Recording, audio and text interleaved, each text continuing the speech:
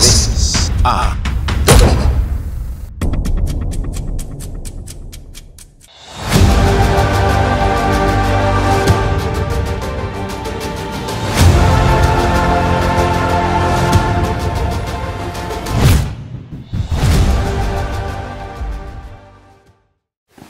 And nagyud di ay kay kapasidad BIM sa pagsugyot og mga aktibidad nga may kalakip nga budget. Apan, what project did you have during your time nga lisod kalimtan sa inyong team?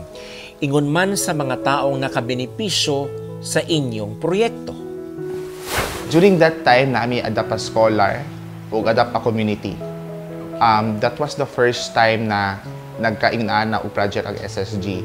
Sa among adapt a scholar, kay naami mga scholar nagipang screen wherein gitagaan sila og 100% tuition fee discount.